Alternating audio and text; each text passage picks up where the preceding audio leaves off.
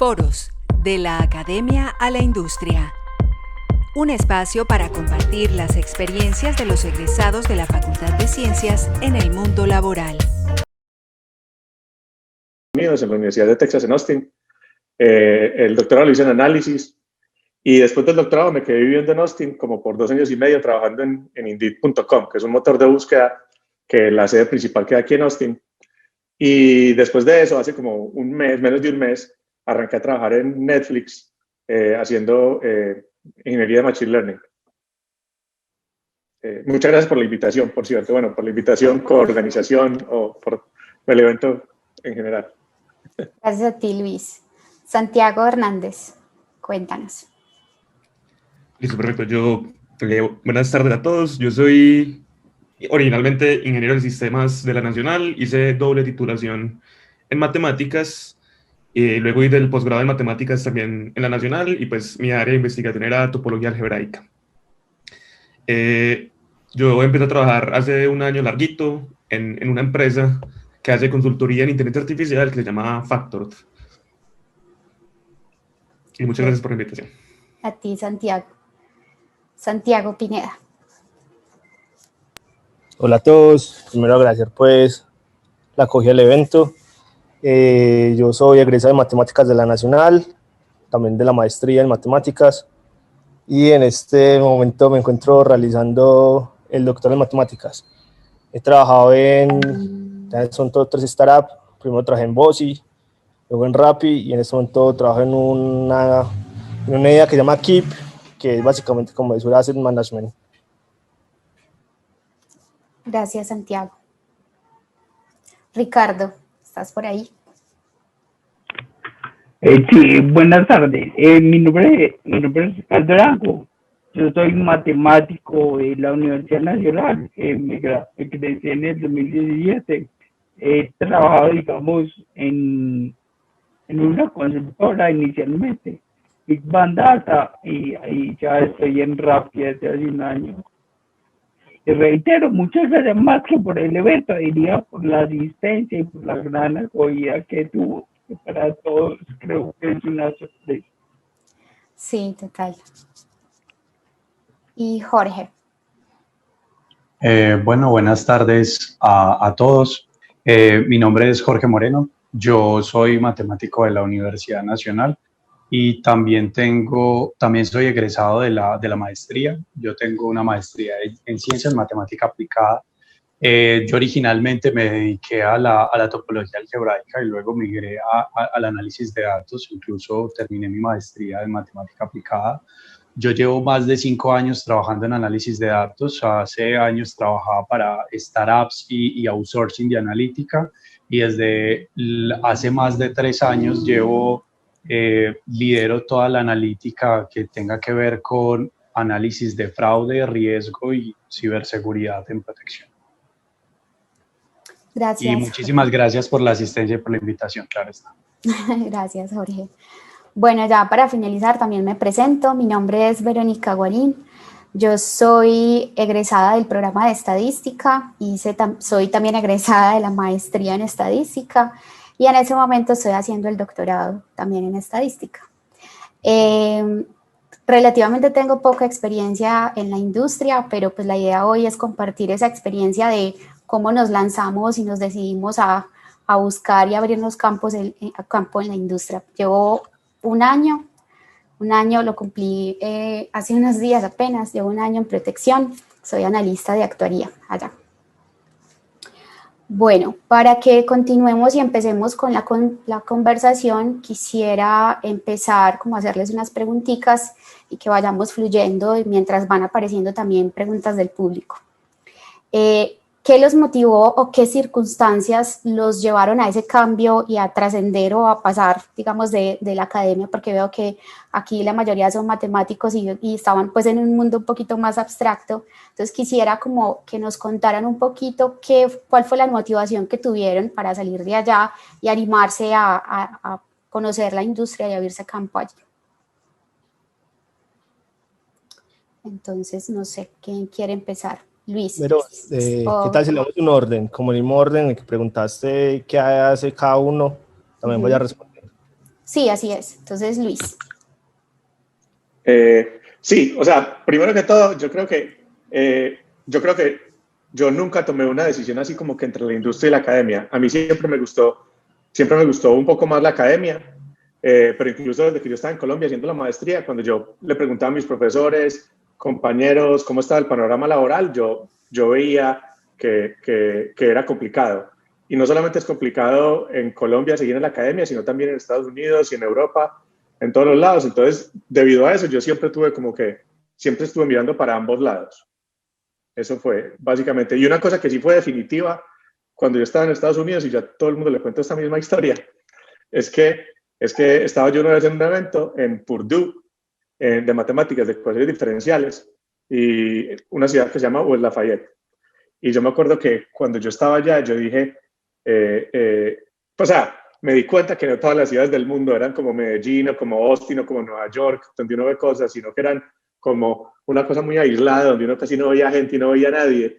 Y cuando el solo hecho de pensar que si seguía en la academia podía terminar en un lugar en el que me sentir cómodo, me hizo de una inclinarme más hacia la industria. Creo que después iba yo. Sí, Santiago. Entonces, mi caso fue un poquito distinto. Yo, desde que empecé la doble titulación de matemáticas, casi que me enfoqué 100% en estar en la academia. Yo estaba terminando mi maestría y lo que hice fue que yo empecé a aplicar a diferentes doctorados, ¿cierto? Entonces aplicaba a diferentes doctorados y me habían aceptado en un doctorado en la Universidad de París 7, en el que yo iba a trabajar en el tema de la parte teórica de criptomonedas. Entonces yo estaba haciendo todo el proceso muy tranquilo y en paralelo salió una convocatoria de una empresa que se llama Landing, ¿cierto? Esta empresa es una empresa que en particular hace como computer vision y a mí el tema me había interesado bastante desde que yo estaba haciendo el pregrado en ingeniería de sistemas y tomé un curso precisamente de visión por computador. Entonces yo apliqué porque la idea que tenía precisamente el Landing era que ellos veían que había un hueco muy grande entre básicamente lo que los ingenieros que se estaban formando en Colombia y los ingenieros que ellos estaban requiriendo en la empresa. Esa empresa es basada en Silicon Valley, es de un profesor que se llama Andrew Ng, que fue uno de los fundadores de Coursera, y después entonces precisamente lo que el man quería era tratar de cerrar esa brecha que había entre los ingenieros que se formaban y los ingenieros que ellos necesitaban. Entonces abrir la convocatoria simplemente para hacer como una especie de entrenamiento intensivo de 2 meses donde trataran de corregir ese problema. Yo iba a comprar el tiquete para irme a París porque me iban a dar la última entrevista y literal el director de tesis me cambió completamente el tema de investigación. Ya no iba a trabajar en el tema de criptomonedas, que era lo que yo estaba buscando en ese momento, porque yo quería una intersección entre ciencias de la computación y matemáticas, y iba a terminar trabajando en un tema de geometría algebraica que era supremamente lejano a lo que yo quería investigar. Entonces justo me llamaron de la empresa de que me querían, porque estaban muy interesados en mi perfil de matemático, de que me querían contratar, y al mismo tiempo me cambiaron el tema de investigación. Entonces para mí fue como automático de que pues yo no voy a investigar, pasar 4 años de mi vida investigando un tema que no me interesa, y encima tengo la oportunidad de ir a una empresa con gente bastante tesa. Entonces así fue como terminé en este lado.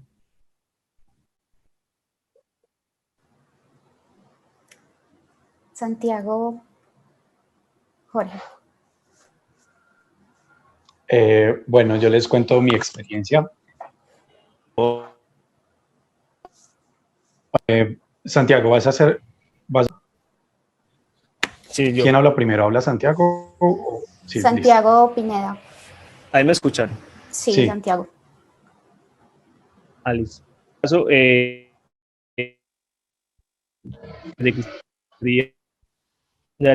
la decisión que era seguir el camino de la academia. Uno sabe pues que conseguir una plaza es muy difícil y demás. Entonces, hablando con otros 3 compañeros, en el caso Santiago Quinteto está ya Santi, te interrumpo, perdón. y Juan Ignacio, que en ese momento no sé dónde está. Sí. Qué Dime. pena, Santiago, te interrumpo, se está entrecortando mucho y no te estamos entendiendo muy bien. No sé si mientras a la casa, ya sí. conocimos toda tu casa. Pero mientras que te Dale, ubicas, entonces le doy la palabra a Jorge. Bueno, yo les cuento mi experiencia. En realidad, voy a serles sincero, yo realmente llegué al mundo de la matemática aplicada en la industria por casualidad y necesidad. Cuando yo apenas estaba terminando el pregrado, me faltaba un semestre, yo estaba recuerdo que estaba viendo materias de posgrado, muy ilusionado con comenzar a seguir estudiando, pues comenzar con algún tema de geometría algebraica o de topología algebraica. De hecho, ya había hablado con algunos profesores, posibles tutores, y en ese momento, por necesidad personal, me presenté a una convocatoria donde buscaba ingenieros o matemáticos en Ruta N, una startup que se llamaba Math Decision, que que había sido originado por un grupo de investigación de la Universidad de Antioquia, de la Escuela de Matemáticas. Yo entré pues, por pura casualidad, pues me presenté a la convocatoria, pasé y comencé a trabajar en dos proyectos importantes en ese startup en Ruta N. Uno fue en búsqueda, en detección de anomalías o en detección de fraude dentro del examen de admisión a la Universidad de Antioquia.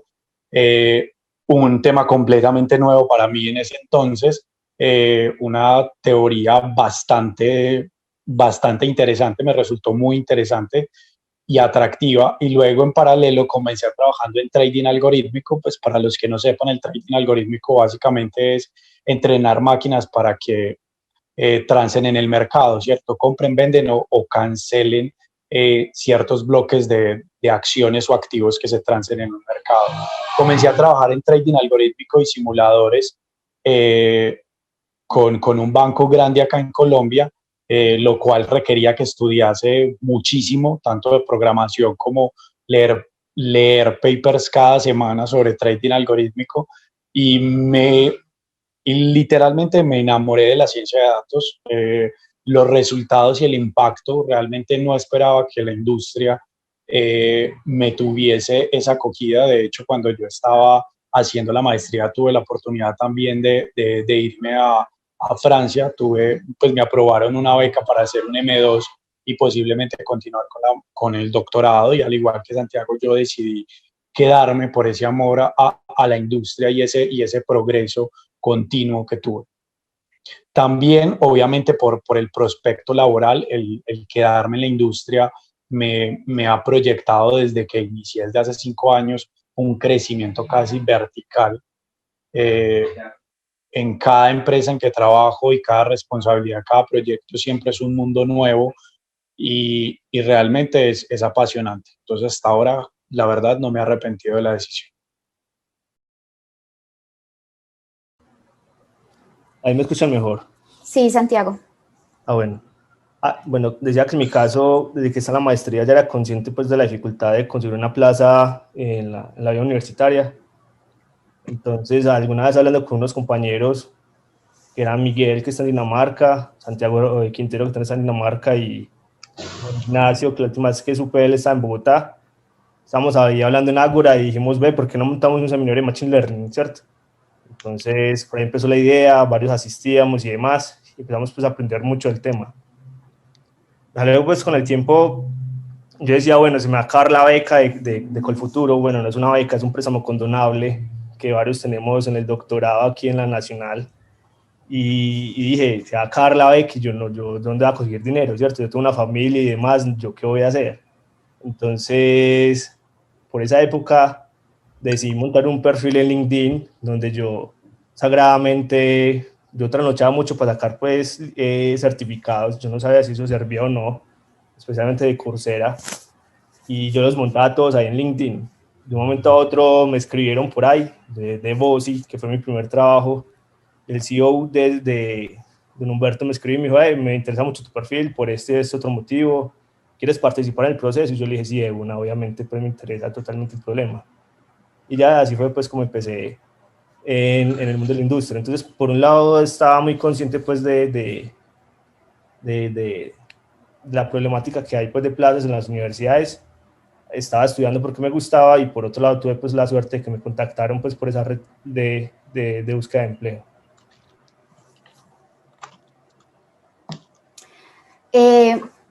De pronto en esa búsqueda de empleo, cuando ustedes iniciaron o cuando se decidieron a lanzarse. No, pero espérate a ver lo que falta yo, qué pena.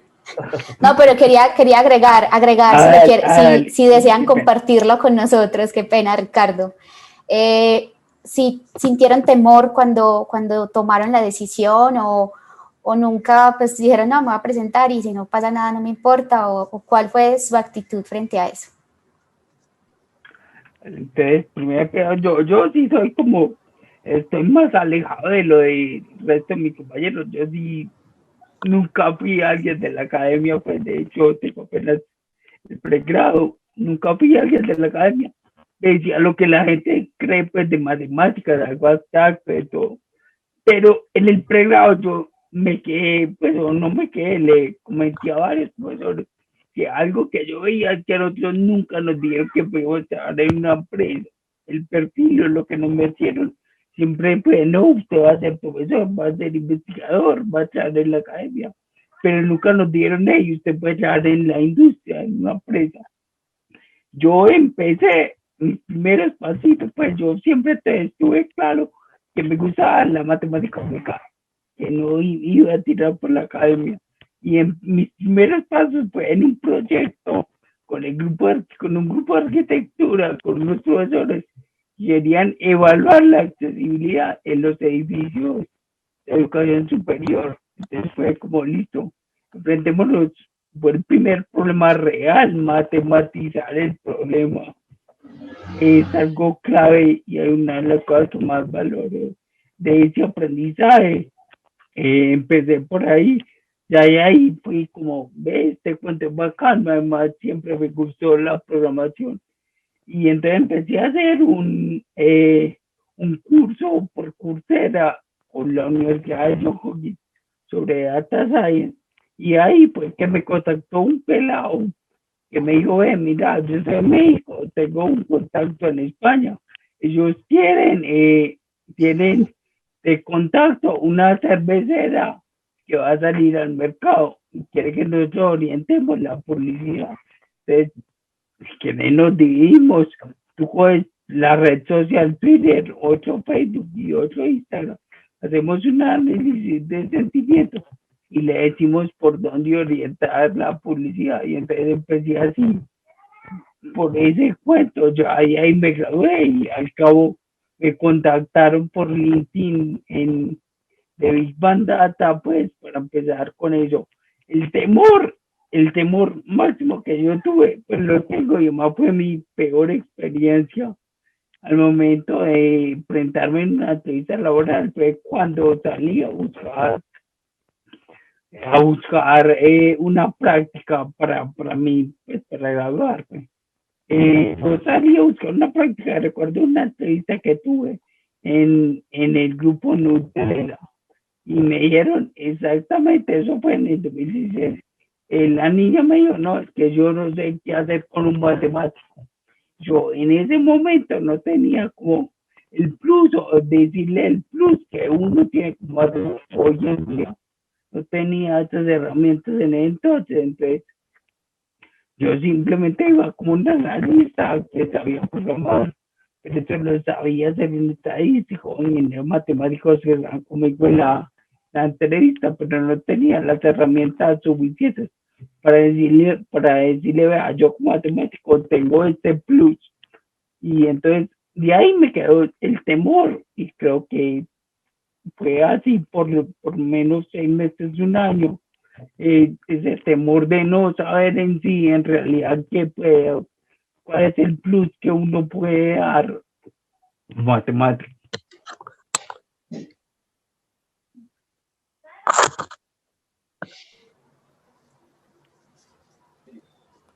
Bueno, muchas gracias a Lili por la síntesis que hizo de esta primera ronda de preguntas.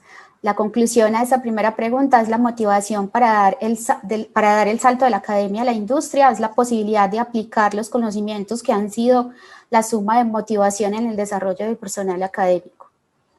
Bueno, ¿qué aspectos tuvieron ustedes en cuenta para escoger la dirección a la cual ir? O sea, ¿hay algo que ustedes de entrada definieron y los motivó, o en el camino simplemente el camino los llevó solitos?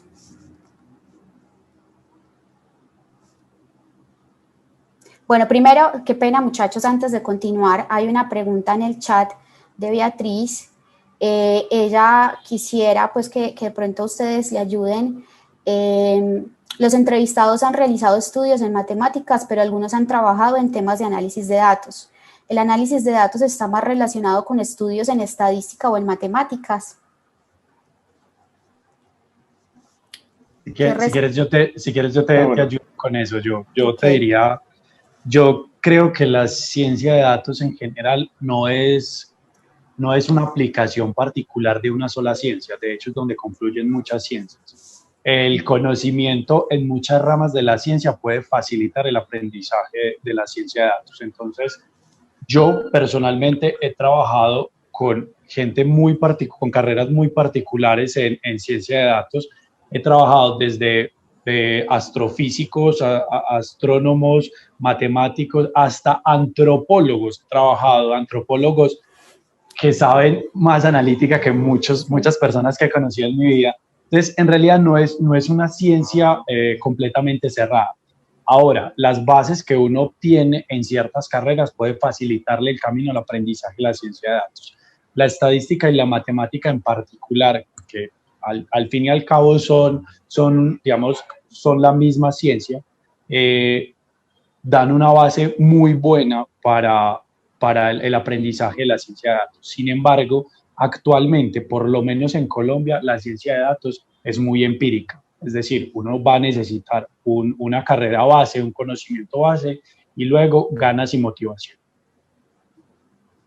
Gracias, Jorge. ¿Alguien más quiere agregar algo o continuamos? Luis, levanta la mano para agregar. Luis. No, pero yo estoy de acuerdo con todo lo que dice Jorge. Realmente eso se puede tener un conocimiento cuantitativo previo, bien sea en ingeniería o en matemáticas o en estadística, como que le enseña a uno a aprender, que eso es lo que uno tiene que llegar.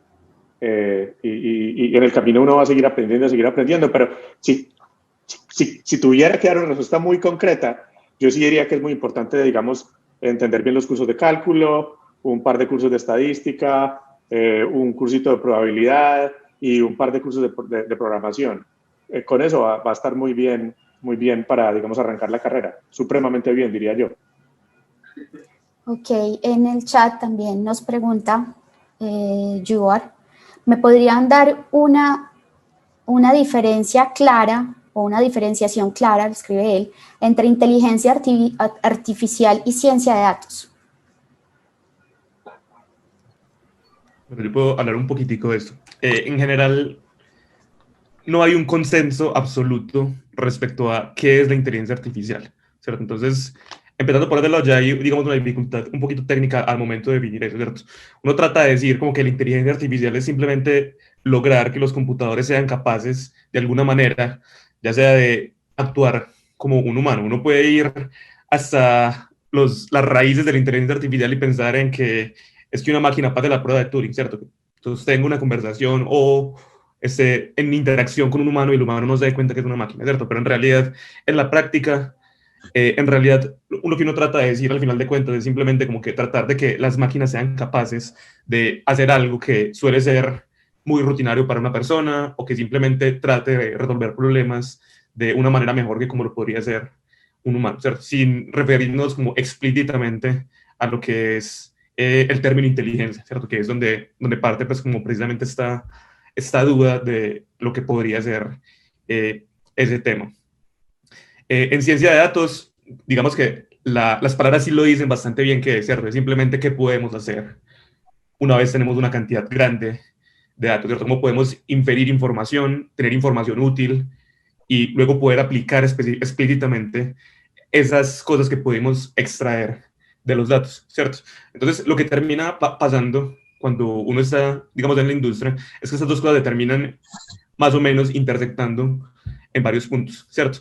Nosotros queremos básicamente lo que nosotros hacemos como inteligencia artificial en este momento son un montón de herramientas que lo que hacen es consumir datos y consumir datos y consumir datos. Entonces, todas las técnicas que hay de hacer análisis exploratorios, todas las técnicas que hay de hacer inferencia y todas las técnicas predictivas se terminan juntando un poquitico precisamente en ese mundo entre inteligencia artificial y ciencia de datos. Yo quiero complementar un poquito lo que dice Santiago. Lo que dice es verdad, pues en realidad son dos herramientas, digámoslo así. Usted en la industria nunca lo contratan, usted haga ciencia de datos, usted haga inteligencia artificial. Usted en la industria lo contratan es, resuélveme un problema.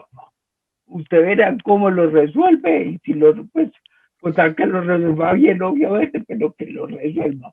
A la gente de negocio no le interesa como, no, es que yo hice tal algoritmo, hice una cosa súper rara, y tal otra, no, le interesa es que uno resuelva el problema, que en fin es para lo que uno está, para resolver el problema.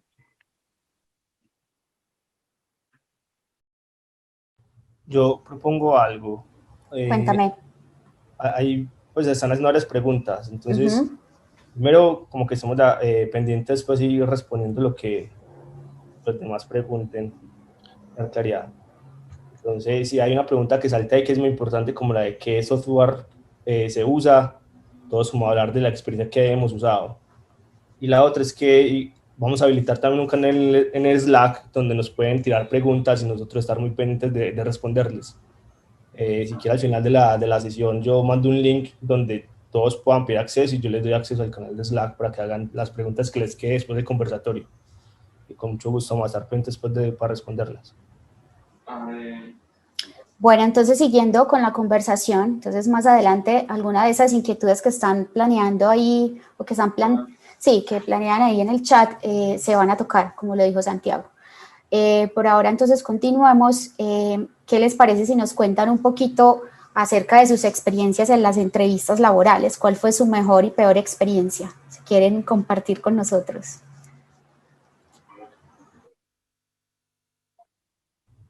Luis. O sea, a mí lo que se me viene a la cabeza cuando uno piensa en una mala experiencia es una entrevista en la que uno cree que le fue bien, pero en realidad le dijeron que no. Eso es como tal vez lo peor. Pero lo que yo sí quiero decir algo relacionado con el tema de las entrevistas es que yo siento que la gente muchas veces le tiene miedo de comenzarse a entrevistar, pero yo lo que creo es que uno se tiene que acostumbrar a fracasar. O sea, uno mientras más entreviste y más ensaye, más aprende. Lo importante es como entre cada entrevista aprender algo. Y yo creo que, por ejemplo, esa tolerancia al fracaso, yo siento que me ha ayudado mucho a mí en esta industria, porque la fantasía de que uno va a hacer un doctorado, una maestría, un pregrado y lo va a contratar el primero que lo entrevistó, eso no es así. Uno tiene que buscar, hacer networking y buscar quién lo pueda ayudar, buscar qué tipos de trabajos puede hacer, prepararse para esos trabajos específicamente, prepararse para las entrevistas específicamente y después perder muchas entrevistas, básicamente. Esa ha sido mi experiencia. Santiago Hernández. Sí, por ejemplo, yo tuve mucha suerte porque yo solo tuve que presentar una entrevista, ¿cierto? Yo me iba a la academia, me llamaron de esta empresa a presentar entrevista y pasé. Pero dentro de la empresa como tal, como es una empresa de consultoría, sí me ha tocado, digamos, la situación en la que cuando un cliente va a contratar el servicio de consultoría, pues ellos quieren conocer quiénes son los ingenieros que están trabajando ahí, ¿cierto? Entonces, algo que yo creo que es supremamente importante es, primero que todo, realmente lo que dice Luis es fundamental, ¿cierto? O sea, uno precisamente como consultor, uno se va a dar cuenta que muchas veces uno va a tratar de vender su servicio a un montón de clientes y simplemente los clientes no van a estar interesados. Entonces, de cada experiencia, de cada vez que uno presenta una entrevista, uno tiene que tratar de entender precisamente a la persona que lo está entrevistando, ¿cierto? Resulta que un porcentaje grandísimo del impacto de lo que termina pasando al final de una entrevista está relacionado con la empatía que uno tenga con la persona que lo está entrevistando, ¿cierto? Uno tiene que entender precisamente a qué perfil está aplicando, qué es lo que ellos esperan, qué tipo de problemas tienen y cómo las habilidades que uno ha adquirido durante sus estudios puede explícitamente servirle a la persona que lo quiere contratar a uno, ¿cierto? Porque el objetivo final que uno quiere, digamos, sacar de una entrevista es, pues primero, entender que uno le puede aportar valor al momento de que lo contraten a uno, ¿cierto? Y cómo las habilidades personales, los conocimientos que uno tiene pueden aportar a eso. Y es algo que uno muchas veces ni siquiera sabe, ¿cierto? Uno ve la carrera y uno simplemente no sabe cómo venderse. Y ahí es donde el punto de Luis es fundamental. Es precisamente esa interacción continua con la gente que está reclutando la gente, a los ingenieros, al trabajo que sea, a los científicos de datos, es precisamente entender esa idea de que uno le van a decir que no muchas veces y de que cada fallo es un poquito de aprendizaje, ¿cierto? Después de cada entrevista uno tiene que tratar de reflexionar qué pudo haber dicho mejor, qué cosas dijo que estaban bien, pero tal vez se pueden decir de una forma distinta, ¿cierto? Y trabajar en esas habilidades de comunicación, porque es otra cosa que uno también suele, digamos, ignorar por mucho tiempo, sobre todo cuando uno está como tan enfocado digamos, en temas de academia o de investigación, ¿cierto? La habilidad de mostrar y venderse es una habilidad que termina siendo bien importante. Bueno, por mi lado, diría que cada entrevista es un mundo diferente. Yo personalmente en cada entrevista todavía siento sustico, ¿cierto? Como cuando uno entra en un parcial, es como lo mismo. Ya he pasado por un montón, pero aún así sigo sintiendo ese sustico. Lo otro es que pasa mucho también que uno termina la entrevista y también como los parciales, uno dice, güey, pucha, ¿yo por qué no respondí lo que era? Yo sabía qué responder, eso también pasa mucho y como han dicho aquí ya los dos, eso es parte del proceso y uno aprende mucho. Mi pura experiencia, yo hoy Siria directamente fue una que aplica Mercado Libre, estaba directamente como referenciado por alguien, ese alguien le dijo a la persona entrevistada con que ese tipo es bueno, entrevístalo, ¿cierto? Entonces, y yo otras preguntas muy básicas, digo básicas en el sentido que cuando empecé a estudiar el tema es como lo primerito que uno estudia y me corchó, o sea, yo no supe qué decirle al tipo, yo le dije, no sé, siguiente pregunta, no sé, siguiente pregunta, no sé, y así fue la entrevista básicamente. Entonces le dije, pues pucha, no, que tal cosa, pero bueno, son cosas que en las que uno aprende mucho, de verdad me sentí muy mal en ese momento, pero pasa, ¿cierto? Entonces, es como verlo como un proceso muy humano en que obviamente uno no siempre va a ser muy acertado, o muchas variables en juego, y bueno, esa fue mi experiencia. Luego seguí hablando pues con el tipo, ya muy amable, pero ya de otras cosas pues que no eran del tema obviamente, porque muy mal parado, pero listo. Y la mejor experiencia, yo creo que uno aprende que uno en esas entrevistas tiene que saber venderse también, ¿cierto? Alguien lo mencionó ahora, no recuerdo quién, de estar muy pendiente qué necesita la empresa, tratar de ver qué están buscando. Entonces, a mí me pasó un proceso de selección que yo hice una pregunta concreta y me di cuenta que están buscando, ¿cierto? Y a partir de eso me empecé a vender y obtuve pues el puesto. Entonces, es como, no, cuando estés en una entrevista, no siempre estar como a la defensiva, como respondiendo todo lo que me preguntes, sino que también tratar de ser muy perceptivo y darse cuenta de ese tipo de cosas muy pequeñas que le pueden a uno quizás hacer ganar el puesto, ¿cierto? No voy a decir aquí pues, en concreto, pero y sí es como una invitación pues en general. Obviamente eso no es fácil de hacer, pero uno tiene que ir aprendiendo pues en cada iteración que va haciendo. Yo quiero agregar otra cosita que olvida que también me parece que es importante, y es que normalmente cuando uno está pasando por entrevistas en la parte técnica, la filosofía de los entrevistadores, porque me ha tocado hacer entrevistas un par de veces, es tratar de llevar al límite a la persona que uno está entrevistando, ¿cierto? Entonces, ¿con qué me refiero a eso? Es, normalmente lo que termina pasando, yo tengo un montón de preguntas técnicas para hacerle a una persona, entonces lo que yo espero de una persona, digamos, va hasta ese nivel, pero si la persona llega a ese nivel, yo le voy a hacer preguntas cada vez incrementalmente mucho más difíciles, no porque esperen que vos sepas todo, sino porque quieren saber, digamos, cuando tienen que llegar a una decisión final, es importante como esos pequeños daticos y cómo actúas vos bajo presión y cómo sos vos capaz de, incluso cuando no sabes algo, poder responder, ¿cierto? Porque muchas veces no es, tengo el conocimiento específico, entonces a veces uno puede ver, yo no sé, pero mi experiencia me dice que podría hacer algo por este camino, ¿cierto? Y no cerrarse de una vez a decir, no sé a todo, no, nada de esto, sino como, bueno, termina la entrevista y me corcharon 2 veces, entonces yo me siento súper mal, y a veces simplemente vos superaste un montón las expectativas del entrevistador y simplemente estaban como midiéndote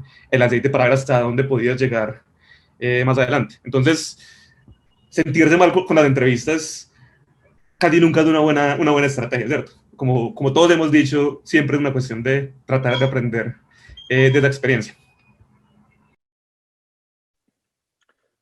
Quiero agregar algo que Santiago mencionó, pero yo quisiera hacer un poco más de énfasis.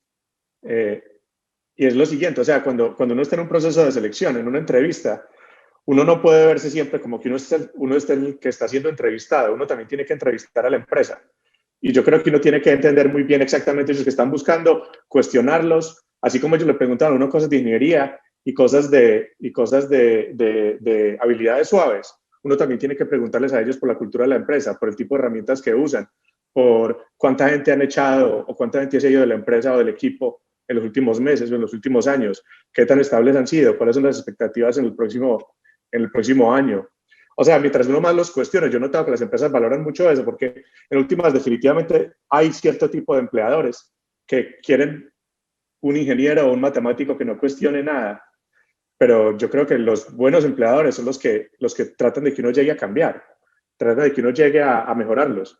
Y yo creo que eso es muy importante uno también preguntarle en las entrevistas y ponerlo en la mesa.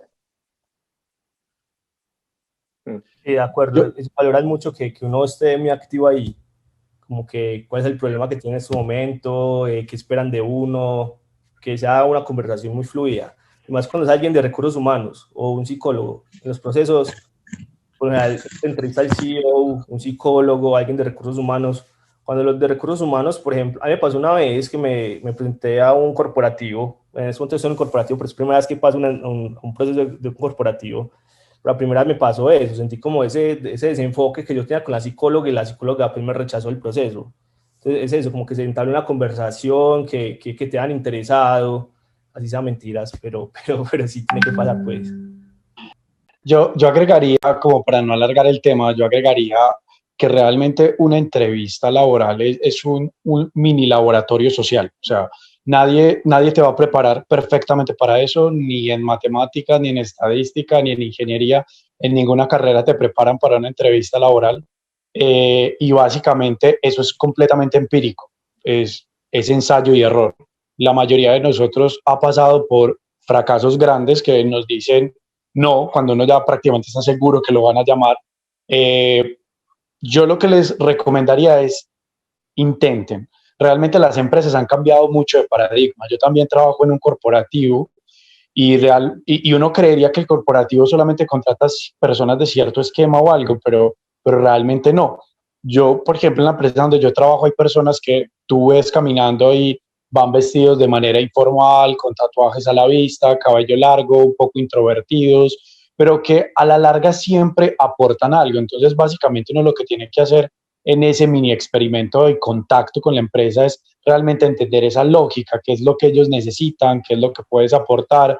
Y como decían los chicos, realmente es tomar una estrategia, es casi como un juego de ajedrez, esas entrevistas.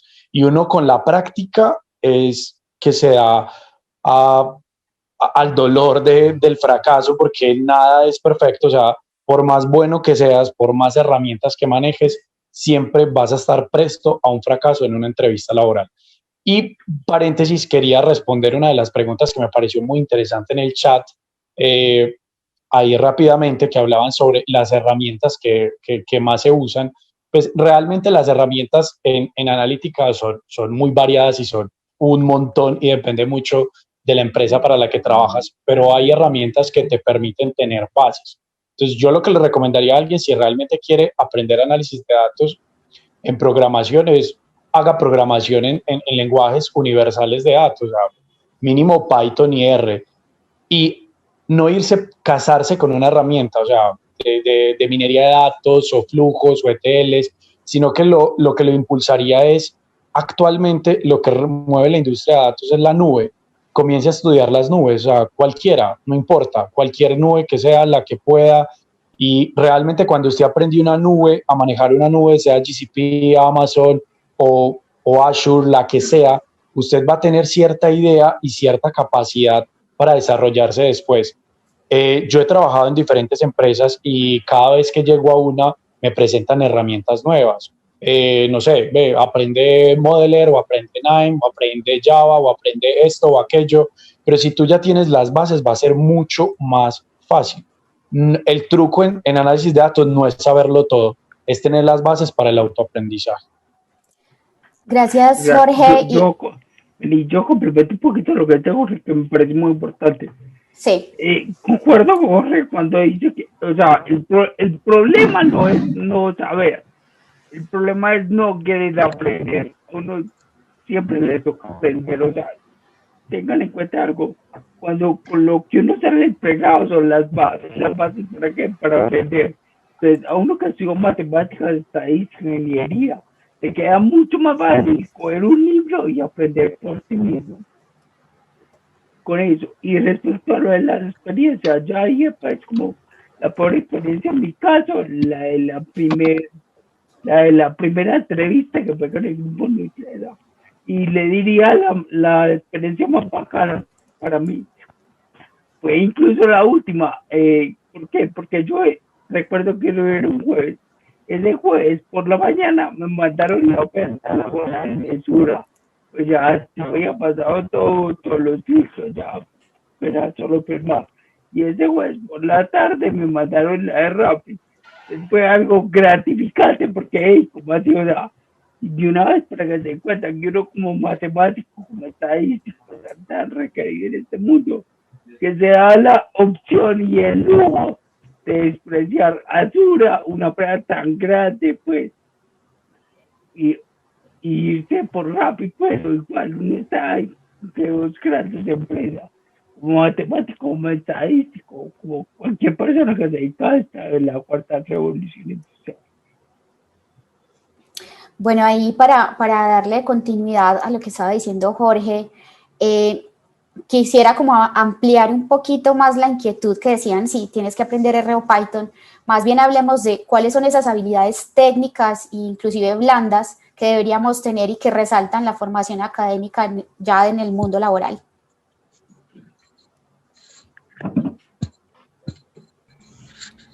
Bueno, yo puedo decir un par... dale, Luis. No, dale. Bueno, se pueden decir un par de cosas al respecto de todo esto, ¿cierto?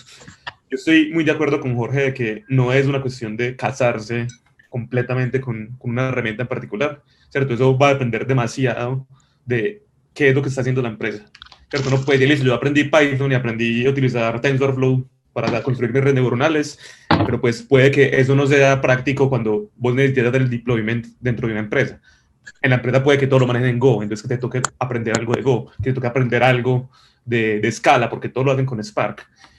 Y el API de Python no es tan bueno. Entonces, es una cuestión de que conceptualmente, siempre que uno aprende una nueva herramienta, algo que uno debe hacer es entender cuál es el concepto detrás de esa herramienta, ¿cierto? Esa herramienta, ¿qué problema está atacando? ¿Cuáles son los conceptos que me permiten solucionar el problema que resuelve esa herramienta, ¿cierto? Más que la herramienta misma, porque una vez, listo, yo aprendí TensorFlow, hacer la transición a PyTorch, si yo entendí cómo funcionaba TensorFlow es natural, ¿cierto? Entonces es precisamente cada vez que uno se enfrenta a un nuevo problema, donde tenga que aprender una nueva herramienta porque va a tocar cambiar un montón de veces. O sea, este mundo se mueve supremamente rápido y todo el tiempo sale una herramienta mejor, nueva, que hace algo distinto al anterior. Entonces, tratar de entender precisamente como esa abstracción de qué es lo que está resolviendo cada herramienta, creo que es lo más válido que uno puede hacer en todo ese proceso. Yo, por ejemplo, soy Team Python, ¿cierto? Yo llevo programando en Python un montón de tiempo, pero perfectamente si me ponen a hacer algo de programación en Scala, yo puedo hacer la transición y entender como qué era precisamente lo que estaba haciendo en ese lado. Y respecto a las habilidades que pueden ser bastante útiles, también tengo un par de cosas para decir, y es que el hecho de que nosotros seamos de una facultad de ciencias precisamente nos permite a nosotros tener como esa habilidad de hacer esas abstracciones de los conceptos que nosotros tenemos ahí, ¿cierto?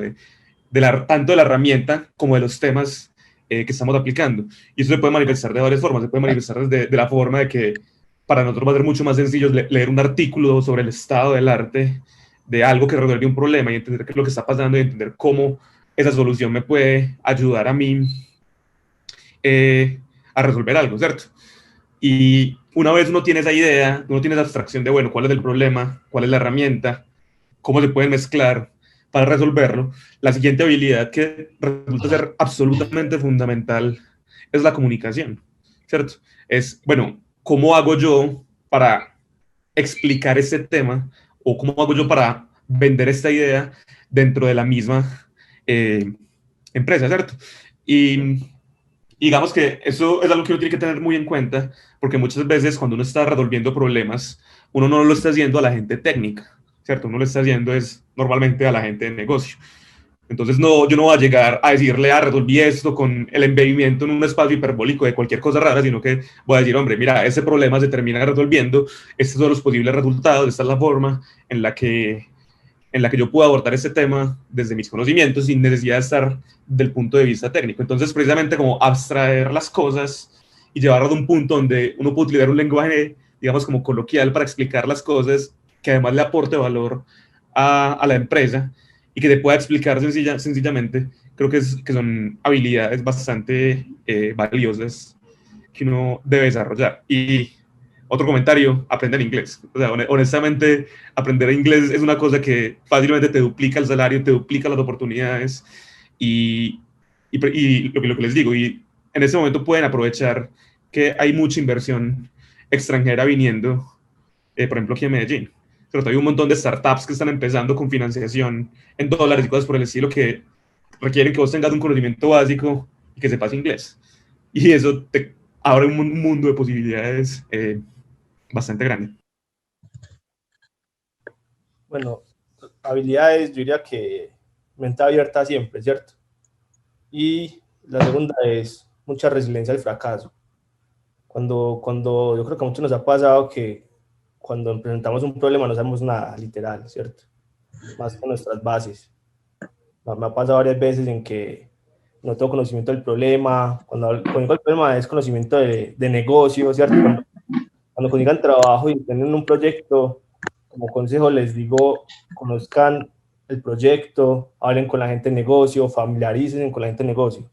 Que ser particularmente un científico de datos no simplemente es ir, me pasan los datos, aplico los modelos, no solamente es eso, cada negocio tiene sus métricas principales que quieren subir, ¿cierto? La conversión de los usuarios, etcétera. Conozcan siempre eso, que eso es muy importante y siempre ayuda demasiado. Entonces, ha pasado que en muchos casos no sé nada, ni las herramientas que se usan. Cuando entré a Rappi me pasó eso, ¿cierto? Yo conocía ya varias herramientas, pero yo entré a Rappi, yo no sabía nada de lo que usaban en Rappi.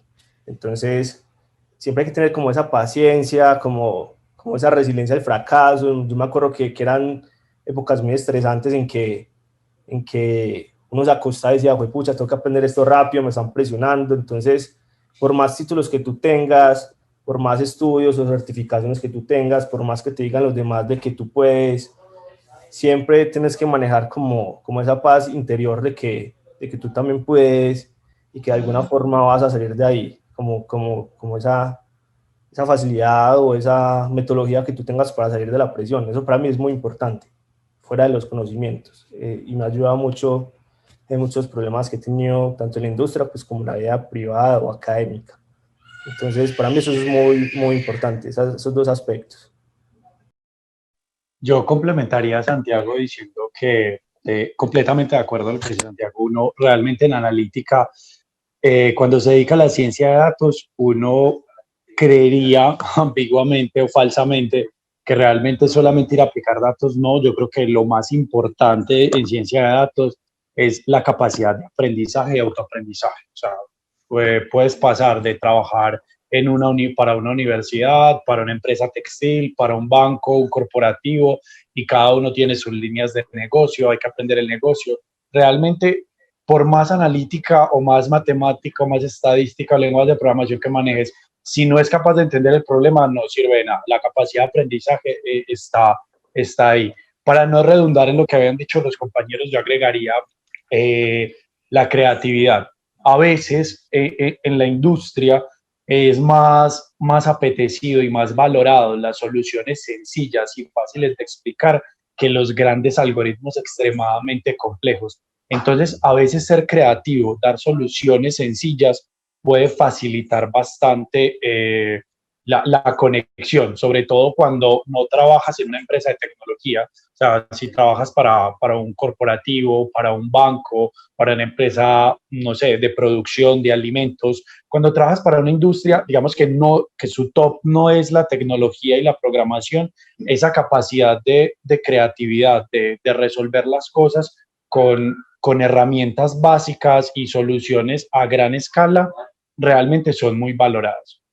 Y la comunicación, yo diría que algo importante para un científico de datos, y lo he presenciado, he conocido gente muy brillante en matemáticas y en estadística, genios de la programación, que se dedican incluso a hacer paqueterías de lenguajes de programación, pero que han fracasado trabajando en ciencia de datos, y es el problema de la comunicación. A veces, tan importante, es más importante el cómo comunicas un resultado que el mismo algoritmo que utilizas. A veces puedes utilizar un algoritmo extremadamente dummy, sencillo, el más básico, una regresión lineal, pero si realmente tienes un poder de comunicación, eres capaz de vender el resultado, eso puede ser muchísimo más valioso que el mismo algoritmo. Yo complemento un poquito con lo que ocurre. Y no es solo como, también también en las industrias de tecnología de programación. En realidad uno se ponía a ver y muchos de los algoritmos, muchas de las soluciones son fáciles, son problemas dummies. Cuando uno está calmo, es rápido, lo que nos dicen es, solucione un problema así sea de la manera más sencilla y después vaya iterando sobre esta solución y después vaya complicando el algoritmo si es necesario y todo, pero primero, ante todo, prima la sencillez de una solución. Y con respecto a las habilidades blandas, yo diría que hay dos muy importantes. La primera es la interdisciplinariedad, el poder uno hablar no solo con matemáticos o estadísticos, sino hablar con otros ingenieros, con administradores, con economistas, con psicólogos que saben algo de cuantitativo, con todo eso, porque todos ellos hablan el lenguaje de las matemáticas. Y supone que si uno está en una facultad de ciencias es porque domina al máximo ese lenguaje. Y en la otra habilidad sería el razonamiento lógico, el poder coger un problema y esquematizarlo y dividirlo en pasos pequeños e irlo solucionando. Diría que estas dos habilidades blandas son muy importantes. Luis, adelante, ¿qué ibas a hablar? No, lo que yo iba a decir es que ustedes mencionaron mucho todos el tema de las habilidades blandas y obviamente estoy de acuerdo con eso, pero por ejemplo, digamos, si yo fuera un estudiante de pregrado o un estudiante de doctorado, un estudiante de maestría que digamos me va a graduar en un año o año y medio, yo le recomendaría, hay cosas que a mí me parecen fundamentales, que pasan mucho en las entrevistas y que yo uso, digamos, en la vida cotidiana, trabajando en la industria. Ejemplos de eso son, digamos, hay un curso de pregrado que se llama Algoritmos y Estructuras de Datos, que dan mucho en la industria. Yo le recomendaría a cualquiera que esté estudiando ingeniería o matemáticas o ciencias tomar ese curso. Seguramente en el curso le enseñan Python. Si no le enseñan, aprenda Python o aprenda otra programación. Para el lado del Machine Learning, yo no vi nada de Machine Learning en el pregrado ni en la carrera, pero a mí me recomendaba mucho el curso de Coursera de Andrew Ng. Es un solo curso de Machine Learning, no el de Deep Learning. El de Machine Learning, que le explican los algoritmos básicos, regresión lineal, support vector machines, random forest, todos esos.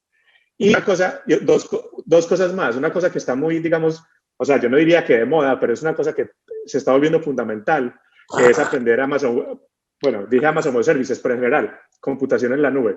Eso tal vez no se lo vayan a pedir para un trabajo en el que vaya a arrancar, pero como que es bueno ir sabiendo cómo funciona la nube y cosas de ese estilo. Y aparte de eso, probabilidad. Un curso básico de probabilidad, de entender bien todo eso. Esas son las cosas, lo que les acabo de decir es exactamente lo que yo preparo cuando me voy a andar con una empresa. Preparo esas 4 cosas. Sí, me parece supremamente importante lo que dice Luis de mencionar lo de estudiar un poquito de estructura de datos. O sea, como que tener los conocimientos básicos de programación es algo que normalmente las entrevistas técnicas siempre te van a preguntar, ¿cierto? Siempre lo primero que te van a decir es, bueno, vos cómo programas.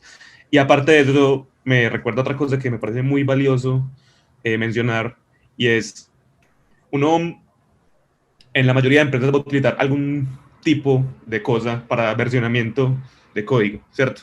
O sea, aprender a usar GitHub creo que es algo que todo el mundo debería hacer y que además tiene cosas muy interesantes, ¿cierto? Porque resulta que hay un montón de comunidades open source en los temas que uno está trabajando, ¿cierto? Y un montón de librerías que se están desarrollando. Si uno pudiera aprender a manejar GitHub, ¿cierto? Para aprender el versionamiento de código, y además pudiera hacer aportes, ¿cierto? Como voy a buscar un issue en GitHub y yo lo voy a resolver y voy a aportar a una comunidad open source, creo que es algo que además suma un montón, no solo de conocimiento, porque uno va a estar, que también está relacionado con la pregunta que hicieron ahorita, uno se va a estar actualizando todo el tiempo al estar precisamente colaborando en estas librerías nuevas, uno está modernizándose, está aprendiendo versionamiento de código, está aprendiendo y practicando buenas prácticas, porque eso es otra cosa que la gente valora un montón, tener buenas prácticas al momento de programar. Y si ustedes tienen la oportunidad de aportar a la comunidad, pues ahí están ganando un montón de cosas al mismo tiempo. O sea, están practicando para entrevistas, están actualizándose, están aprendiendo herramientas que les sirven en la industria, ¿cierto? Entonces, por ese lado me parece que también es una cosa que uno podría empezar a hacer muy temprano en cualquier carrera de la Facultad de Ciencias, ¿cierto? Como, bueno, yo trabajo en algo de ingeniería biológica, hay una librería que hace algo sobre genómica. Entonces yo puedo sentarme, aprender la librería, tratar de ver en qué cosas le puedo ayudar a la comunidad open source, y en todo ese proceso aprendo un montón de herramientas que van a ser súper útiles y que además uno puede mencionar dentro de la hoja de vida más adelante. Yo complemento a Santiago ahí, estoy completamente de acuerdo. Yo complementaría con dos herramientas técnicas importantes para manejar. Uno, bases de datos, o sea, no importa en lo que trabajes, a dónde llegues, en cualquier país, sea en la nube, en un servidor físico, en un computador, donde sea, vas a necesitar aprender a manejar bases de datos, ¿cierto? Pues que tú sepas hacer extracción de información como mínimo, pues es lo mínimo que deberías saber. Y para no redundar en lo que dicen los compañeros, yo les recomendaría también visualizadores de información. Hay una infinidad, Tableau, Power BI, cada nube tiene un visualizador. Visualizar la información en este momento, lo que llaman Business Intelligence, el BI es tan importante como el mismo modelo, o sea, presentar la información es muy importante. Y esas herramientas realmente no son difíciles. Cuando usted ya sabe programar, sabe bases de datos, sabe estructura de datos, los visualizadores son sencillos, le puede tomar un par de semanas. Pero cuando usted llega a una entrevista de trabajo y ya al menos maneja uno o dos visualizadores, eso al menos te da un plus. Sabe una empresa que tú no solamente puedes hacer los modelos analíticos y solucionar problemas, sino que también puedes transmitir la información.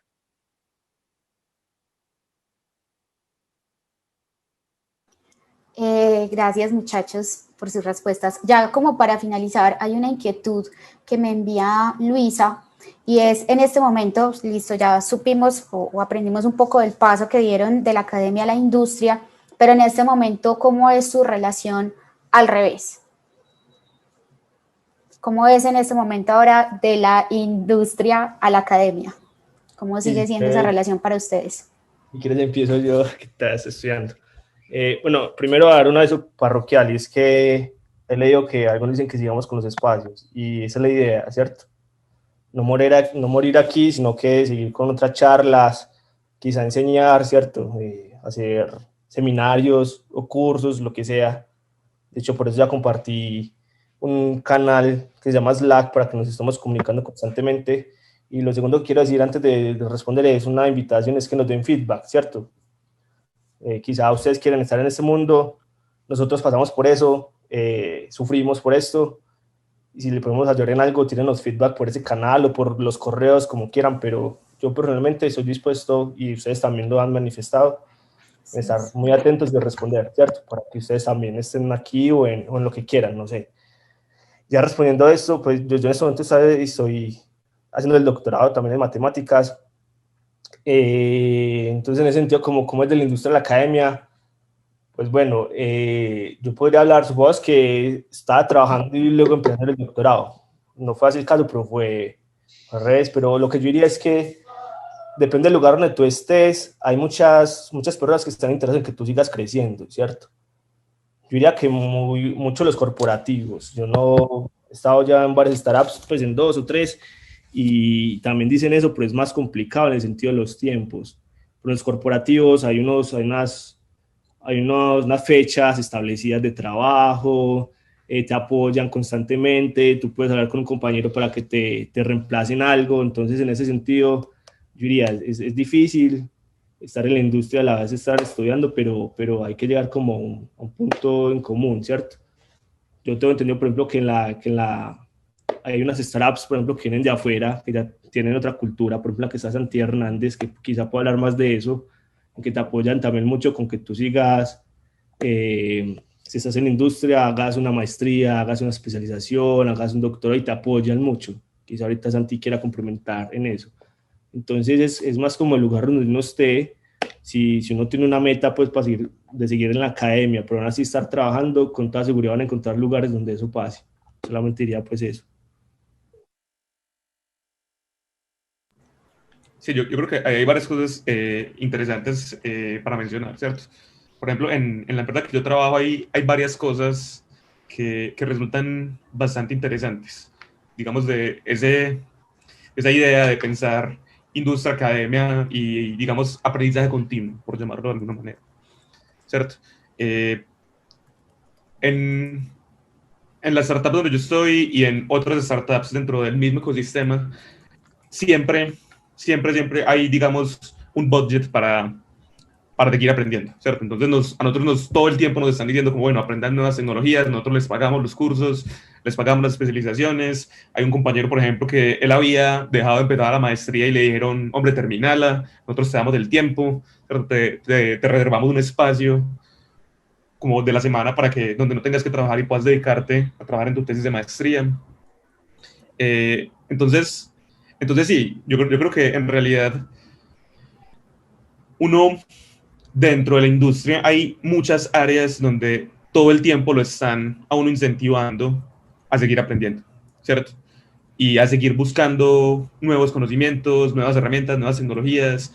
Entonces, por lo menos, creo que por ese lado hay demasiadas oportunidades. Eso es súper común con las empresas que vienen de otros países. Por ejemplo, en Estados Unidos la cultura es como súper tradicional de seguir formando las cosas, y se van a dar cuenta que en empresas que son bastante dedicadas a trabajar en este tema de ciencia de datos, es una tendencia bastante común porque precisamente el área evoluciona tan rápidamente que uno se tiene que estar actualizando todo el tiempo. Alguien preguntaba que uno qué hace, pues uno sigue, por ejemplo, en Twitter, seguir la gente que publica artículos sobre el tema que uno trabaja, resulta ser súper útil porque uno está todo el tiempo actualizándose sobre las nuevas cosas que están, ¿cierto? Estar leyendo artículos, ni siquiera tiene que tener los artículos formales que uno puede encontrar en un archivo o algo así por el estilo. Uno puede estar leyendo artículos de Medium, artículos de Towards Data Science, cosas así por el estilo. Uno se va dando cuenta que está saliendo todo el tiempo, se va actualizando y además va encontrando como el camino por donde uno se quiere enfocar. Entonces, creo que en particular la transición de industria-academia es fácil porque dentro de muchos contextos de la industria se sigue haciendo. De hecho, conozco muchos casos de gente que ocurrió lo siguiente. Simplemente ellos dijeron como, bueno, yo estoy cansado de la academia, me voy para la industria. Entonces fueron a la industria, empezaron a trabajar, estuvieron un tiempo desarrollando cosas por el estilo. Y de repente se dieron cuenta que había un problema supremamente común dentro de la industria, ¿cierto? Como que un problema que simplemente no tenía solución. Y básicamente decidieron hacer su doctorado enfocándose a tratar de resolver ese problema. Y eso es algo que puede pasar muchas veces, porque uno se va a dar cuenta que hay muchas herramientas que apenas están en construcción.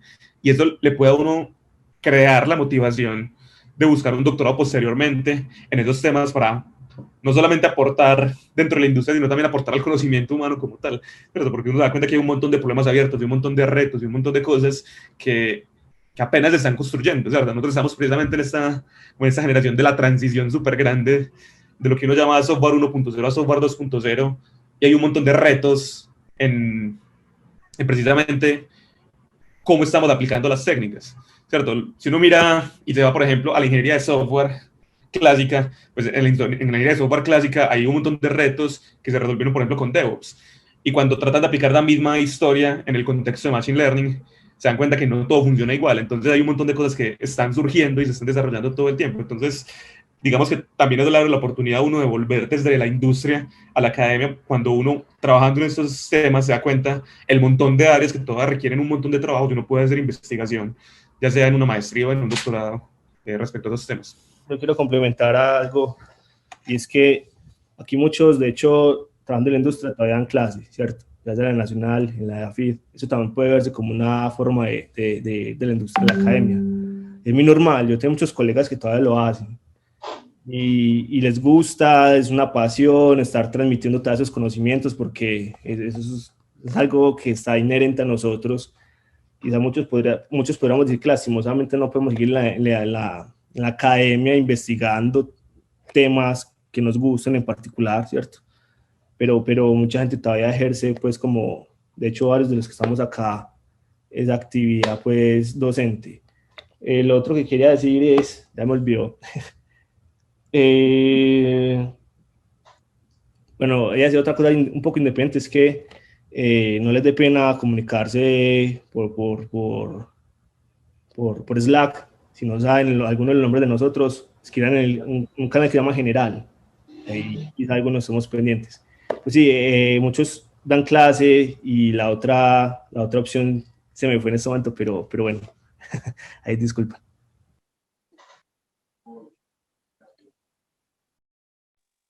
Muchas gracias a todos, de verdad, muchas gracias por el quórum. No, pues estoy, la verdad, realmente sorprendido de tanta gente. Espero que nos puedan dar feedback, realmente no dejemos morir el espacio.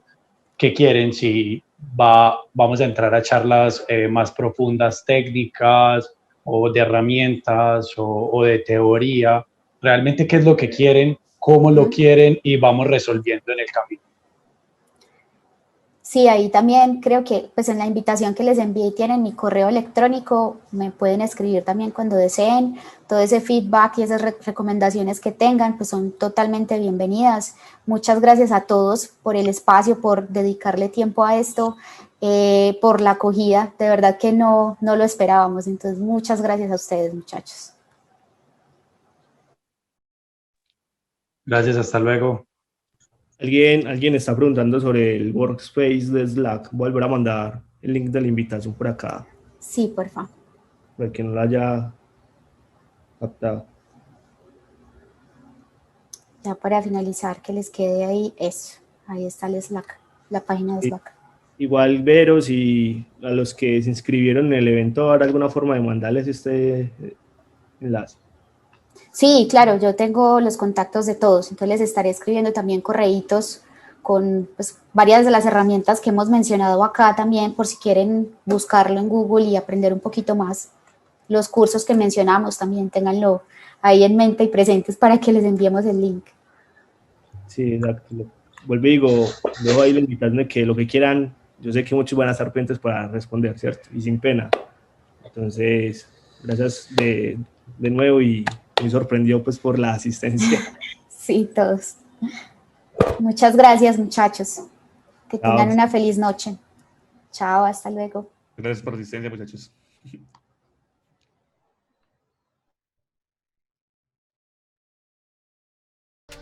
Foros, de la academia a la industria.